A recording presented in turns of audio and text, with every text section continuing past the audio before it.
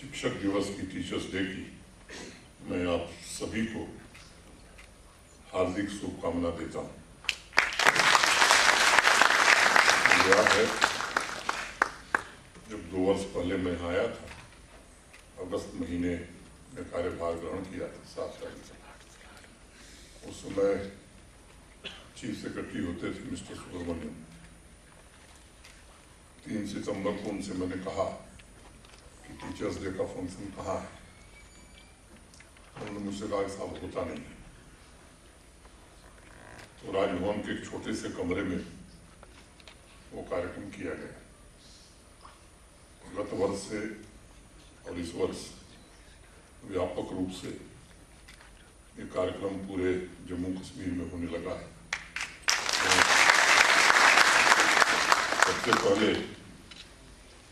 पिछले साल ही हमने बेस्ट टीचर्स अवार्ड शुरू किए। इस खिताब से नवाजे गए सभी शिक्षकों का मैं बहुत अभिनंदन करता हूँ, उन्हें मुबारकबाद देता हूँ।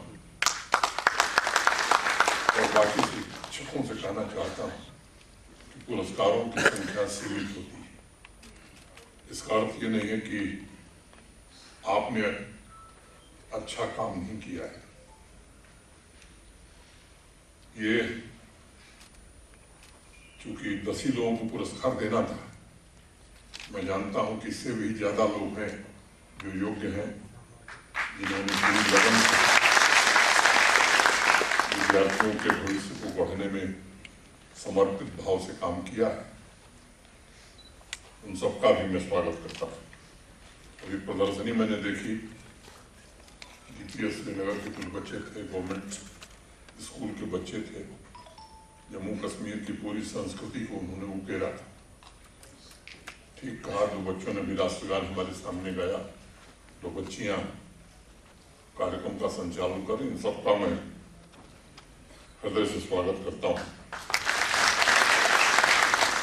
अनेक विद्यार्थी यहाँ उपस्थित हैं और ऑनलाइन भी अनेक टीचर्स, स्टूडेंट्स जुड़े हुए हैं। उन सबका भी मैं अभिनंदन करता हूँ, उन्हें टीचर्स डे की हार्दिक शुभकामना देता हूँ। ये सच है, भटनागर साहब ने सही कहा कि 2 वर्षों में से मैं देख रहा हूँ कि जम्मू कश्मीर में एजुकेशन सेक्टर के लिए मैं मानता हूँ कि ये ट्रांसफॉर्मेशन का दौर था। बीके सिंह जो हमारे प्रमुख सचिव थे, आज नहीं है, मैं उनको भी स्मरण करूँगा। अनेक नई योजनाएं स्कूल एजुकेशन डिपार्टमेंट ने प्रारंभ की हैं और राष्ट्रीय शिक्षा नीति के अनुरूप करिकुलम में, सिलेबस में परिवर्तन भी किया गया है। टीचर्स, स्टूडेंट्स की मेंटरिंग पर भी फोकस करने का काम किया है और मैं कहूँ कि बड़ी शिद्दत से काम प्रारंभ हुआ है ताकि भविष्य के नागरिक हम बढ़ सकें। मैं समझता हूँ कि आज टीचर्स डे का दिन ये सोचने का अवसर है कि स्कूल एजुकेशन द्वारा हम बच्चों को जो शिक्षा दे रहे हैं, क्या वह उन्हें भविष्य की चुनौतियों के लिए तैयार कर रहा है? क्या वह कुछ ऐसा सीख रहे हैं जो पूरे जीवन उनके साथ रहेगा? एक बड़ी सामान्य सी बात है कि जब कोई बच्चा या बच्ची क्लास 4, क्लास 5 में दाखिला लेता है तो मुझे लगता है कि उनमें 4-5 विशेष गुण होते हैं, क्वालिटीज होती हैं। उनके अंदर एक खास तरह की जिज्ञासा होती है, वो हर चीज को जांचना और परखना चाहते हैं। वो निर्भय यानी बोल्ड भी होते हैं, उनके अंदर साहस होता है और क्रिएटिविटी भी होती है। उन्हें खतरा उठाने में, रिस्क लेने में किसी तरह का कोई संकोच, हेजिटेशन नहीं होता है। लेकिन जैसे जैसे बच्चा बड़ा होता है और हायर सेकेंडरी में पहुंचता है, क्लास 10 में, तो आपने महसूस किया होगा, मैं शिक्षकों से विशेष रूप से कहना चाहूँगा, प्रिंसिपल से, कि आपने महसूस किया होगा कि ये जो चारों क्वालिटीज का मैंने जिक्र किया है, धीरे धीरे वो कम होने लगती है और लगभग 80% से ज्यादा बच्चों की जिज्ञासा समाप्त हो जाती है। ढेर सारे बच्चों में विषय वस्तु को जांचने परखने की आदत खत्म हो जाती है। क्रिएटिविटी की जगह उनका विश्वास रूटीन की चीजें करने में ज्यादा हो जाता है और रिस्क लेने के बारे में तो वो सोचता ही नहीं। मित्रों, आज अगर हम इन बातों पर विचार करें तो बड़ा आश्चर्य होता है। जीवन जीने, समाज तथा राष्ट्र निर्माण के लिए किसी भी मनुष्य में, किसी भी इंसान में जिन क्वालिटीज का होना आवश्यक है वह 10 साल के बच्चे में तो है, 9 साल के बच्चे में तो है, लेकिन आज ये प्रश्न हम सबके मन में जरूर ही उठ रहा होगा जब वो बच्चा 16 साल 15 साल का हो जा रहा है तो ये क्वालिटी धीरे धीरे क्यों कम हो रही और कुछ में तो समाप्त हो जा रही। स्कूल में ऐसा क्या पढ़ाया जा रहा है जो क्वालिटीज को निखारने के बजाय कुछ और ही कर रहा है। क्वालिटीज लर्निंग के पश्चात क्यों कम हो रही है। जम्मू कश्मीर और देश में नहीं बल्कि दुनिया में भी इस बात पर बड़ी बहस हो रही है कि स्कूल एजुकेशन बच्चों को भविष्य के लिए तैयार कर रहा है या हम एक ऐसे मैकेनिकल व्यवस्था में फंस गए हैं जहां बच्चों के अंदर की अमूल्य संपदा गंवाकर हम सिर्फ किताबों की मेमोरी, स्मृति और परीक्षाओं के नंबर प्राप्त करने में लगे।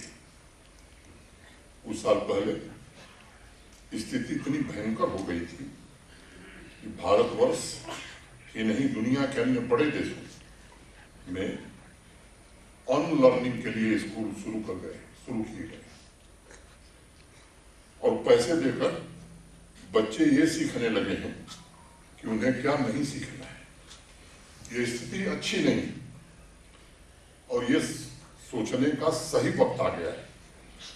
गंभीर विचार का ये विषय बन गया है। हम इस स्थिति में कैसे पहुंच गए। देश के पूर्व राष्ट्रपति, महान शिक्षाविद, वृत्तचित्र हमने अभी देखा है, डॉक्टर सर्वपल्ली राधाकृष्णन, इनके जन्म जयंती को ही हम टीचर्स डे के रूप में मनाते हैं। उनका मानना था कि शिक्षा का मतलब विजडम, प्रेम, क्यूरियोसिटी और क्रिएटिविटी है, लेकिन इन 4 गुणों को त्याग कर शिक्षा व्यवस्था धीरे धीरे कंपटीशन आधारित होती है। दिल्ली के एक शायर थे महमूद देहलवी साहब, वो कहते थे कि मोहब्बत वो नगमा है जो हर साज पर गाया नहीं जाता है। Love is a song which cannot be सung ऑन एवरी इंस्ट्रूमेंट। शिक्षा भी एक मोहब्बत है। हर एक क्लास में बच्चे सीख रहे हैं, ऐसा नहीं है। शिक्षा सिर्फ उदार, प्रेम तथा क्यूरियोसिटी भरे हृदय से सीखी और सिखाई जा सकती है। इसका एक दूसरा पहलू भी हमें याद दिलाता है कि हमारी परंपरा में शिक्षक से बड़ा स्थान किसी का नहीं, शिक्षक से बड़ा कोई नहीं। और हमारे यहाँ तो भगवान के ऊपर गुरु को रखा गया है और कबीरदास ने कहा कि गुरु गोविंद दो खड़े आपको लागो पांव, बलिहारी गुरु आपने गोविंद दिया बताए, गोविंद दियो बताए। कभी एक श्लोक आपने इस वृत्त चित्र में देखा है, गुरु ब्रह्मा गुरु विष्णु गुरुदेव महेश्वर गुरु साक्षात पर ब्रह्म तस्मै श्री गुरुवे नमः। भगवान के ऊपर रखा गया। ये सोचने की बात है कि ऐसा क्यों है, और इसका जवाब बहुत सीधा है, क्योंकि शिक्षक ही समाज को निर्मित कर सकता है। एकमात्र शिक्षक के अंदर ही व्यक्तित्व निर्माण करने की ताकत है। एकमात्र शिक्षक ही नए विचारों को जन्म दे सकता है। यहाँ तक कि शिक्षक ही राष्ट्र के नवनिर्माण की नींव भी डालता है। और इसलिए शिक्षकों से भी मैं अनुरोध करूंगा कि जब अभिभावक अपने बच्चों को आपके स्कूल में, आपके विद्यालय में भेजता है, बड़ा भरोसा करके भेजता है। अगर वो भरोसा टूटा तो ये जो आपकी प्रतिष्ठा है समाज में, इस प्रतिष्ठा को धक्का लगेगा। हमारे समाज में पिता और अध्यापक, ये दो का स्थान सर्वोपरि है। और दोनों के बारे में कहा जाता है कि हर पिता, हर बाप चाहता है कि मेरा बेटा मुझसे बेहतर करे जी। और वही शिक्षक है, वही गुरु है जो अपने विद्यार्थी को चाहता है कि मुझसे बेहतर बने। मैं समझता हूँ कि हासिल नहीं। डॉक्टर सर्वपल्ली राधाकृष्णन का बड़ा स्पष्ट संदेश था, शिक्षक वो नहीं होते जो छात्रों को ज्ञान दें, बल्कि सही मायने में शिक्षक वो होते हैं जो छात्रों को आने वाली चुनौतियों के लिए तैयार करें। लेकिन ये अफसोस की बात है कि आज़ादी के बाद हमारी शिक्षा व्यवस्था ने टीचर्स को भी किसी फैक्ट्री के मैनेजर की तरह बनने को मजबूर किया। और एक बने बनाए ढांचे या सांचे में हम दशकों तक इन बच्चों को वही चीजें सिखाते रहे जो उसे जिज्ञासु बनाने से रोकती है, जो उसके अंदर की क्रिएटिविटी को जागृत ही नहीं होने देती है। मैं मानता हूं इसमें टीचर या स्टूडेंट्स किसी का दोष नहीं है, दोष व्यवस्था का है। और दरअसल इतने सालों में एक ऐसी शिक्षा व्यवस्था, कई लोग कहते हैं मैं काले की शिक्षा व्यवस्था हमने तैयार की जिसमें सफलता और सफलता एक लंबी लाइन खींच दी गई। इसकी क्रिएटिविटी और रिस्क लेने वाले स्टूडेंट्स और एक्सपेरिमेंट करने वाले टीचर्स के स्पेस को ही कम कर दिया गया, या मैं मानता हूं समाप्त कर दिया गया। हिंदी में दो शब्द हैं मित्रों, सफल और सुफल। इन दोनों शब्दों के बीच एक बड़ा बारीक अंतर है। सफल का मतलब सक्सेसफुल और सुफल गुड वर्क, अच्छा काम। भारतवर्ष में सदियों से एजुकेशन में सिर्फ सुफल शब्द का प्रयोग हुआ है, सफल का प्रयोग नहीं हुआ है। और हम सुफल की बजाय सफल पर ज्यादा ध्यान देने लगे। अच्छा काम करना, अच्छे एक्सपेरिमेंट करना। लेकिन धीरे धीरे एक सांचे की वजह से स्कूलों में, मैंने कहा, सुफल शब्द का चलन ही समाप्त हो गया। आज आजादी के अमृत कालखंड में हम सब हैं। 75 वर्षों में देश ने प्रगति के पुट पर एक लंबा फासला तय किया है। दुनिया के वे देश जिनका वर्चस्व है दुनिया पर, जहां नॉलेज इकोनॉमी बड़ी है, उन्हीं देशों का वर्चस्व स्थापित हो सका है। अब ये वक्त है हमारे लिए कि जब हम देश की आज़ादी के 100वें वर्ष को मनावे 2047 में, तो दुनिया में नॉलेज इकोनॉमी के मामले में भी दुनिया के सर्वश्रेष्ठ हम देश बन सकें।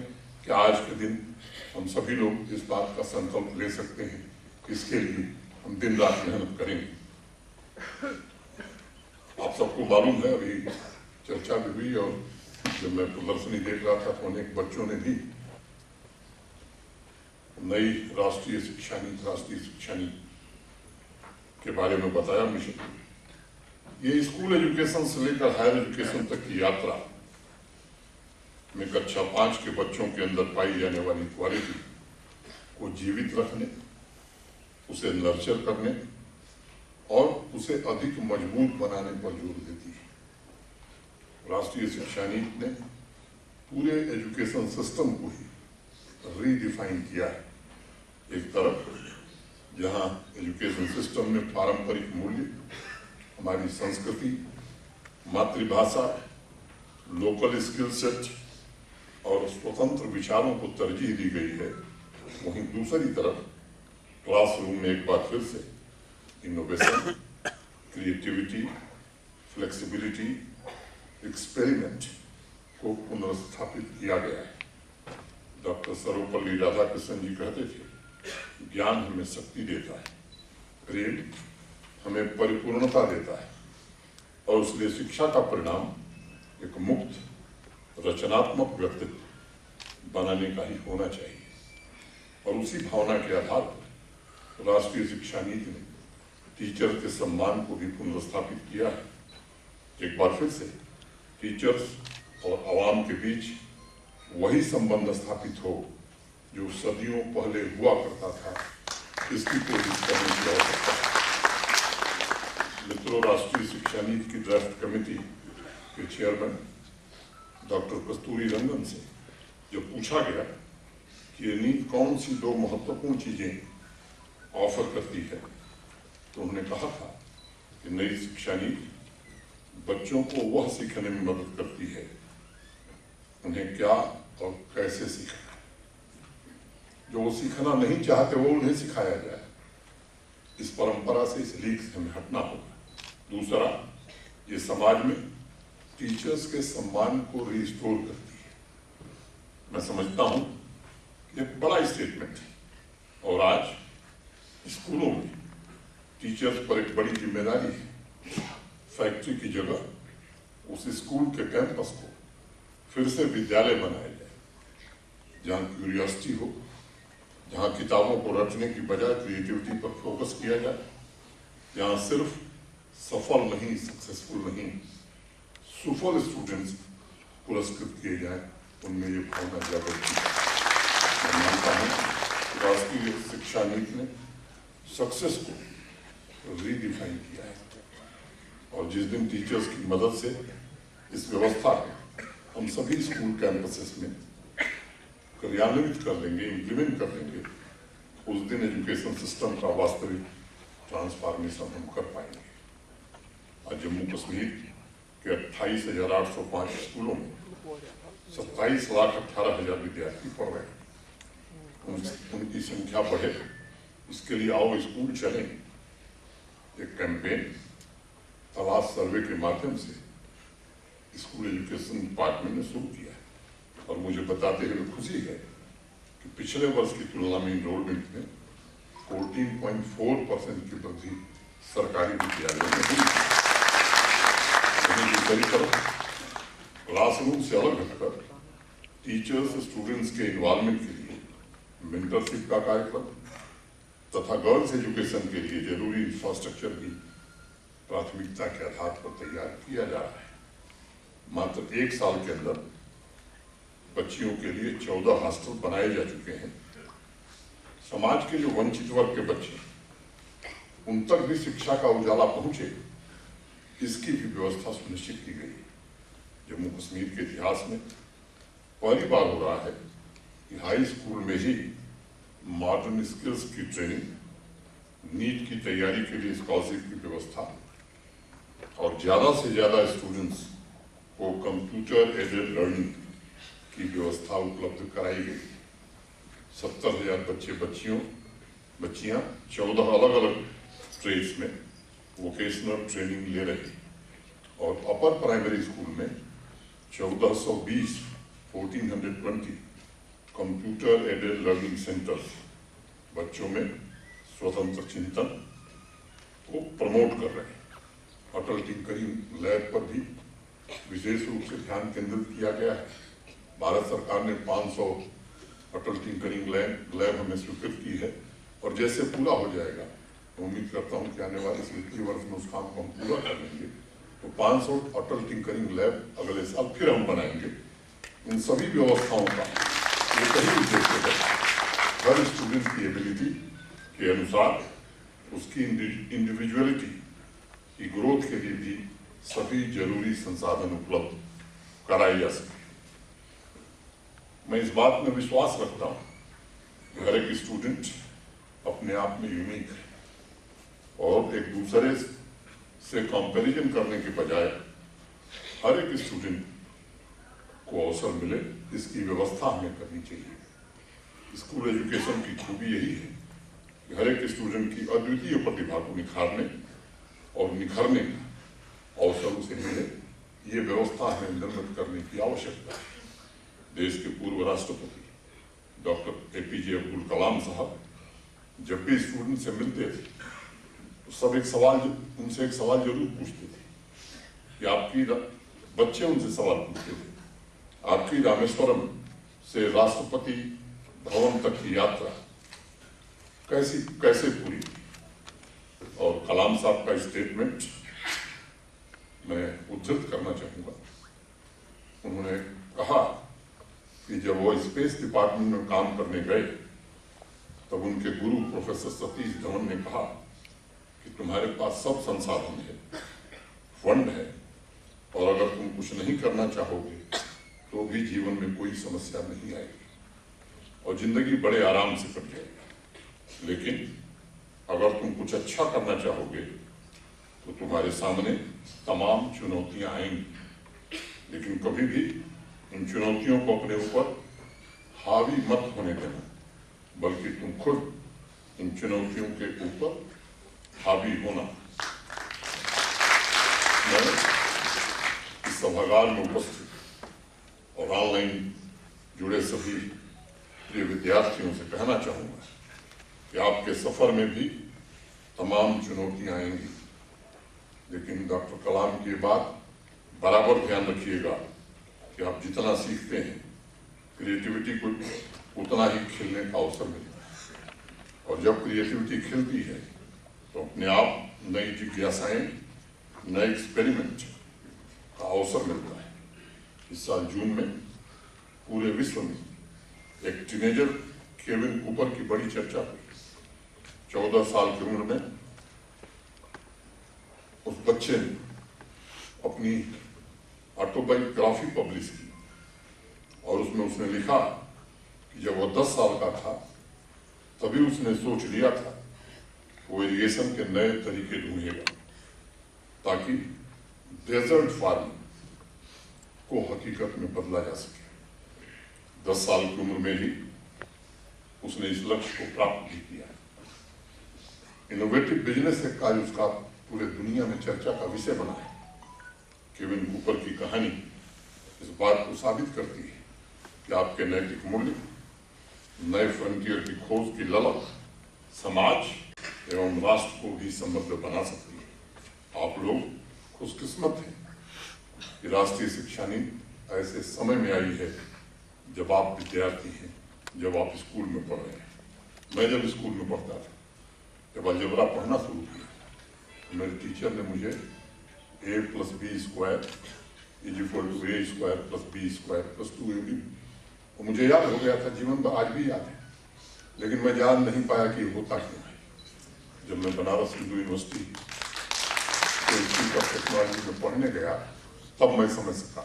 मैं आपको खुशकिस्मत मानता हूँ कि आप जब विद्यार्थी हैं, आप जब स्कूल में हैं, ये नई राष्ट्रीय शिक्षा नीति आई है, ये आपके लिए बहुत बड़ा मौका है।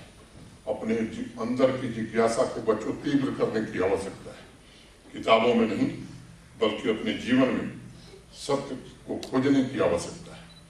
आपकी ग्रोथ उतनी ही टेरिफिक होगी, साइंटिफिक होगी, जितना आप सोच सकेंगे, जितनी आप जिज्ञासा जगा सकेंगे, ऐसा मेरा भरोसा है। एक बार पुनः मैं सभी टीचर्स तथा स्टूडेंट्स को शिक्षक दिवस की शुभकामनाएं देता हूं और आप सबके उज्जवल भविष्य की कामना करता हूं। निजी विद्यालयों के भी ढेर सारे प्रबंधक और प्रिंसिपल्स आए हैं, मैं उनका भी अभिनंदन करता हूं।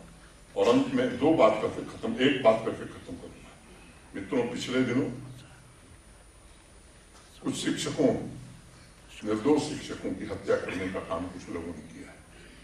इससे घिनौना काम कुछ हो नहीं सकता है, और मुझे लगता है कि वक्त आ गया है, सिक्योरिटी फोर्सेस अपना काम कर रही हैं, समाज को भी इसके विरोध में खड़ा होना चाहिए।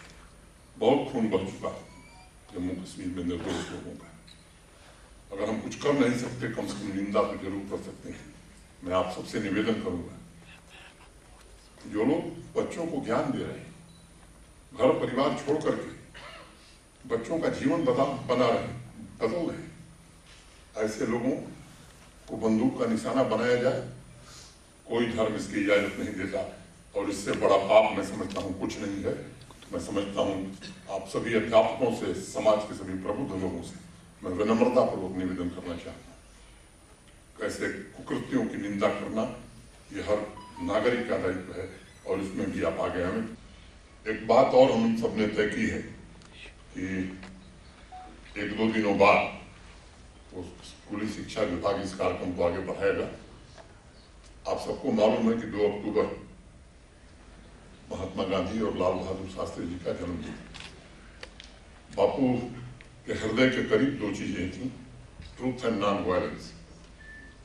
हमने तय किया है कि इस बार हर स्कूल में, हर कॉलेज में ट्रूथ और नॉन वायलेंस पर डिबेट, एसे राइटिंग, तमाम कंपटीशन, ये स्कूल एजुकेशन डिपार्टमेंट इसका प्रोग्राम आप तक लेकर के पहुंचेगा, विस्तृत रूप से बताएगा। मैं आप सबसे निवेदन करता हूँ कि इस कार्यक्रम को भी सफलतापूर्वक हमें करने की जरूरत है और 2 अक्टूबर को पुरस्कृत हुए बच्चों और सबको श्रीनगर में बुलाकर देश के प्रख्यात गांधीवादी लोगों को इकट्ठा किया जाएगा, ताकि सत्य और अहिंसा केवल भाषण में नहीं, आचार और व्यवहार में भी आ सके। इतनी बात करते हुए आप सबके हृदय से कृतज्ञता ज्ञापन करते हुए अपनी बात में पूरी करता हूँ। धन्यवाद। जय भारत।